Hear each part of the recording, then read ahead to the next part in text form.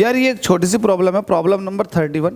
आपसे कह रहा what are the central forces. Central forces किन को कहते हैं? तो पहला तो ये समझो सेंट्रल फोर्सेस किसको कहते हैं, और दूसरे क्वेश्चन में आपसे ये कह रहा are they conservative in nature, कि ये कंजर्वेटिव फोर्सेस होते हैं या नहीं होते हैं। तो सबसे पहला आप सेंट्रल फोर्सेस को समझिएगा।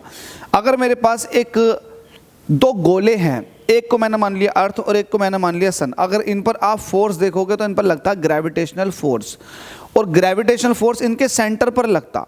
किस पर लगता है? इनके सेंटर पर।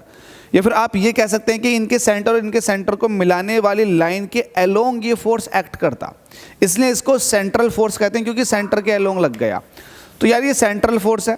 अगर आप इलेक्ट्रोस्टैटिक फोर्स देखोगे तो दो चार्ज के बीच में लगता है, वो भी उनके सेंटर्स पर, आप ये कह सकते हैं कि सेंटर को ज्वाइन करने वाली लाइन के अलोंग लगता है, इसलिए उसको सेंट्रल फोर्स कहा जाता है। तो hope so central forces clear हो गए होंगे। अब आपसे पूछ रहा है कि ये कंजर्वेटिव होते हैं, तो जितने भी सेंट्रल फोर्सेस होते हैं वो कंजर्वेटिव इन नेचर होते ही हैं। तो ये वाली बात भी आप याद करके चलेंगे, ठीक है। तो होप सो आपको मेरी बात समझ में आ गई होगी। स्टिल डाउट है तो कमेंट कर सकते हैं, जितना हो सके वीडियो को लाइक भी कर दें यार।